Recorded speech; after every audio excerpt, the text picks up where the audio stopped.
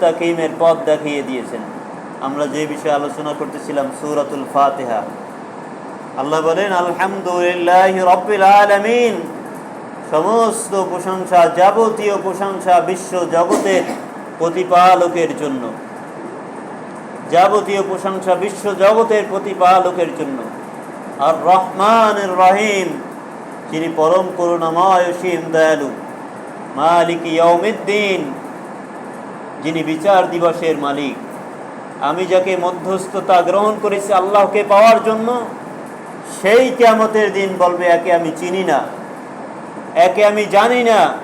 কোরআনে বারবার আল্লাহ তাআলা এই কথাগুলোকে উল্লেখ করেছেন। কাউকে আপনি ওই দিন আটকাতে পারবেন না যে অমুককে বলেছেন, অমুককে মেনেছি। কাউকে আপনি আমি কাউকে দ্বারা করাতে পারবো না। বিবেক সবাইকে দিয়েছে, বিবেক সবাইকে দিয়েছে। যার যতটুকু বিবেক তার ততটুকু হিসাব আল্লাহ তাআলার কাছে দিতে হবে। অকালু লাউ কুন্না নাসমাউ আও নাকিলু মা কুন্না ফি আসহাবিস সাইর।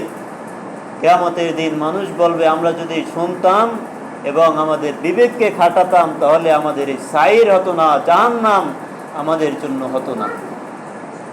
উপস্থিতি, মালিক ইয়াউমিদ্দিন, ইয়্যাকা না'বুদু ওয়া ইয়্যাকা নাস্তাঈন। আমরা কেবল আল্লাহ তোমারই ইবাদত করি, তোমার কাছেই সাহায্য প্রার্থনা করি। আমরা কেবল তোমারই ইবাদত করি, তোমার কাছেই সাহায্য প্রার্থনা করি।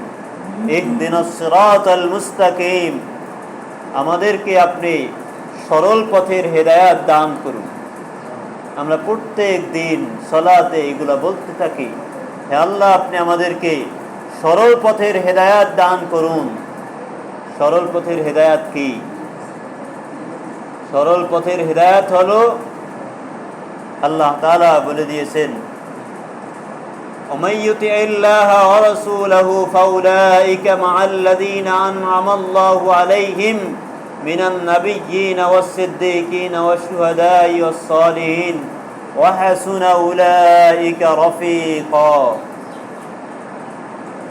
উপস্থিতি, আমরা এগুলা বলে থাকি আল্লাহর কাছে প্রত্যেক দিন নিয়মিত, আমাদেরকে সরল পথের হেদায়েত দান করুন।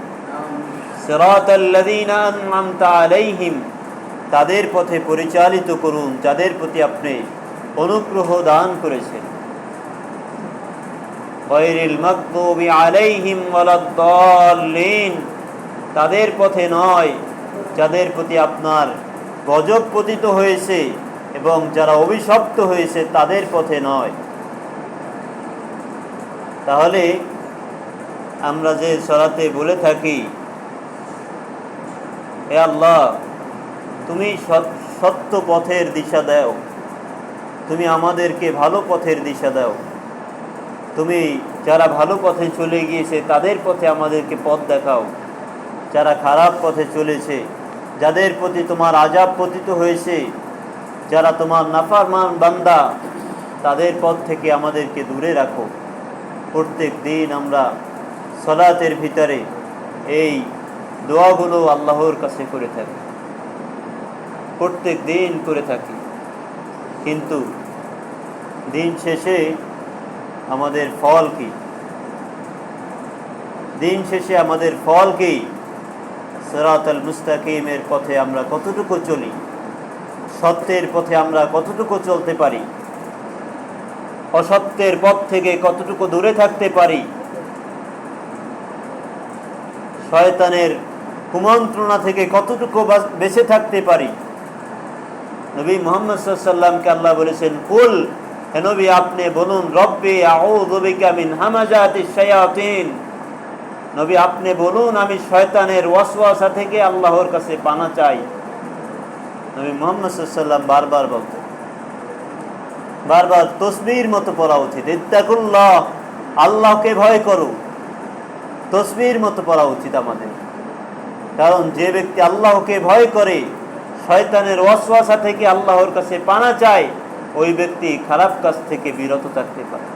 মানুষ ভালো কাজ না করতে পারলেও যদি খারাপ কাজ থেকে বিরত থাকতে পারে, আল্লাহর গজব, আল্লাহর আযাব, আল্লাহর রহমত থেকে মানুষ বঞ্চিত হয় না। বুঝতে পেরেছেন? জহরাল ফাসাদি ফিল বাররি ওয়াল বাহরি বিমা কাসাবাত আইদিয়ান নাস।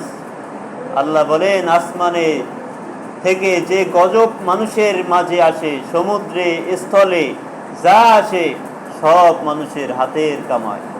বুঝতে পেরেছি? সব মানুষের হাতের কামাই। আমরা হতাশাগ্রস্ত হয়ে যাই, কত পাপের সাথে ডুবে থাকি আমরা। এই জন্য বারবার বলতে বলেছে, ইহদিনাস সিরাতাল মুস্তাকিম, হে আল্লাহ সরল পথের হেদায়াত দান করো। যে পথে চললে শয়তান খুশি হয় ওই পথ থেকে দূরে রাখো। যে পথে চললে মালিক তুমি খুশি হও সেই পথে চালাও। আর নিজের বুকের উপরে হাত দিয়ে আমি বলতে পারি, আমরা কি বলতে পারি নিজের বুকের উপরে হাত দিয়ে যে আমি ভালো মানুষ, আমি সত্যের পথে চলার চেষ্টা করি, আমি আল্লাহর কাছে বলি আল্লাহ ভালো পথে চলাও, খারাপ পথ থেকে আমাকে দূরে রাখো? বলতে পারছি? এইগুলো হলো মানুষের মৌলিক কাজ। এগুলো যখন মানুষের মাঝে চলে আসবে, দেখবেন সমাজ ভালো হবে, মানুষ পরিবর্তন হবে। ইসলাম, মুহাম্মদ সাল্লাল্লাহু আলাইহি সাল্লাম যখন ইসলাম প্রতিষ্ঠা করেছিলেন আরবের বুকে, তখন মানুষ এতটা নিরাপদ ছিল, মক্কা থেকে হিজাজ পর্যন্ত মানুষ চলে যেত স্বর্ণ অলংকার নিয়ে, নিরাপদে চলে যেত। এইভাবে বলা হয়েছে, নিরাপদে চলে যেত। তারা কোনো ডাকাতের কোনো কবলে পড়বে না, কোনো নারী কোনো বখাটে মানুষের নজরে পড়বে না। এইভাবে প্রতিষ্ঠা করেছিল নবী মুহাম্মদ সাল্লাল্লাহু আলাইহি ওয়াসাল্লাম। আমাদেরকেও এইভাবে করা উচিত। আল্লাহ তাআলা সেই তৌফিক দারাজ করুন। আমিন। আমা তৌফিক ইল্লা বিল্লাহ। উন্নত করেন।